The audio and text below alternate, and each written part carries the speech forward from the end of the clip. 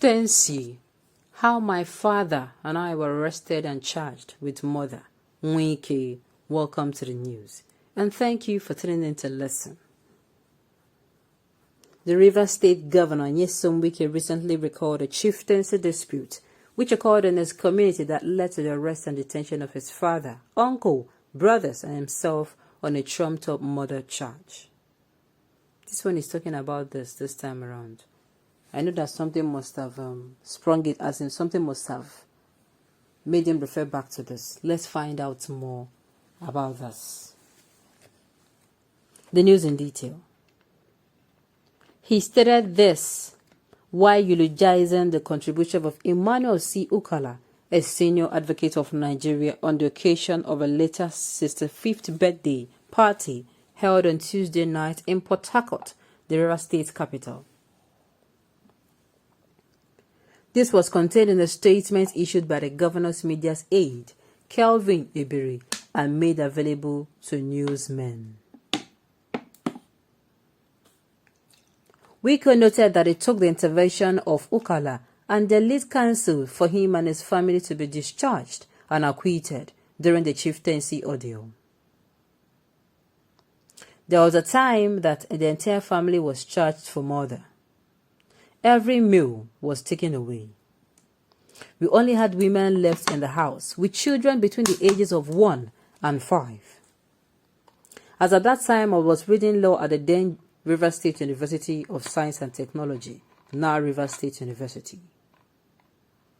Governor Wike disclosed that this legal luminary, in whose law firm he worked after leaving the Nigerian law school, took his family ordeal very personal and gave his best to ensure that he got justice. Speaking on his initial checkered political history, Wike said that he declared his intention to contest for the office of a chairman of Obiakpo local government area in 1998. Some callous politicians in his constituency ganged up and conspired with the police to frame him up for armed robbery. According to him, Okala not only intervened and secured his release, but also defended him from the tribunal up to the Supreme Court when some vested interests and the council desperately attempted to deprive him to be sworn in office as Obiakpo Council Chairman. The governor added, throughout my chairmanship matter in 1998, when we had election down to April 4th, 2000, when my Supreme Court finally decided my matter, he, Ukala, never took a dime, 1 naira. Governor Wike stated that when the Rivers State Election Petition Tribunal annulled the 2015 governorship poll, which he won convincingly, he contacted some lawyers to defend him in the matter, and they demanded as much as 300 to 600 million as their legal fee. But when he approached Ukala, whom he described as a mentor, he was offered free legal service. Then my governorship election, most people may not believe it, from governorship tribunal down to Supreme Court, he never collected 1 dime, Wike said. Governor Wike described Ukala as a refined and disciplined lawyer, applauded the legal icon for being a worthy mentor to him and his wife when they started their legal practice in Port Harcourt. Okay. It is good to be good. Is there still free lunch in Freetown? I would have loved to be informed of the other side of the story. Please, Governor Wike, I duly await same. Why do Nigerians love violence like this? You people can like violence. You love violence. And you think you did not commit the crime with arrogant behavior. No wonder you don't have respect. These people are giving me real crack these comments.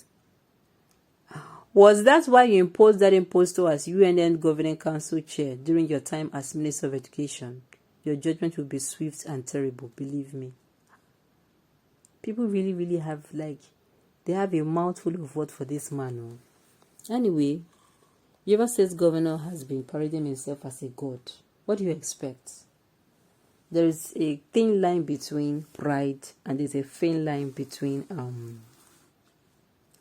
confidence. There's a thin line between arrogance and pride. You have to guide it very well. And I think that Governor Wike has crossed that line many, many times. He has. And that is why people are seeing it from a point of view that are seeing him right now. Are you sure it is true? Because you denied your Igbo origin, you still kill your people in Ubibo. Oh my goodness.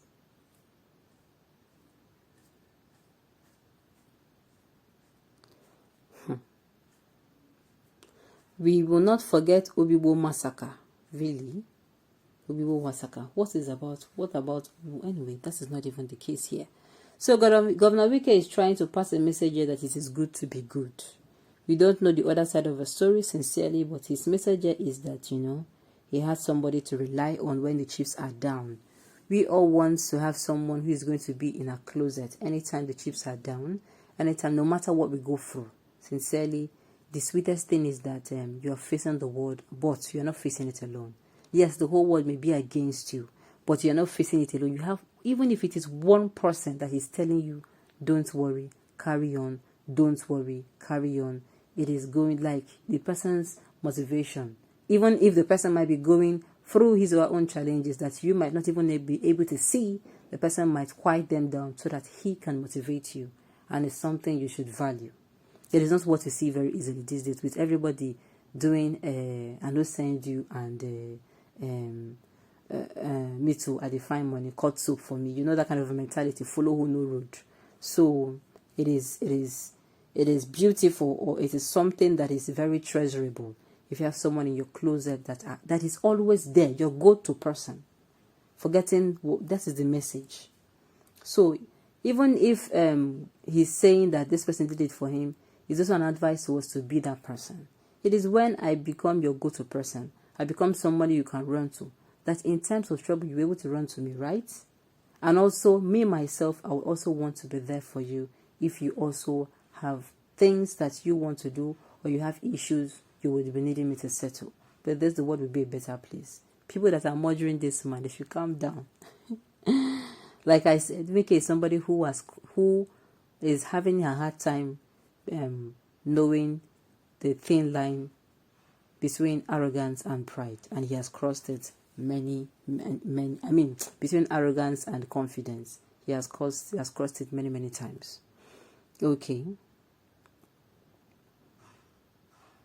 Well, about this particular issue of massacre, I think I'm going to find out or get information about it more. This one I'm seeing here. People are even very hard. They have more, like, even he's physically present here. Some people, I'm telling you, will call him up and say some things to him. Okay, on this note, we have come to the end of the news. We say thank you for tuning into the lesson. And until I come your way next time, enjoy the rest of your day.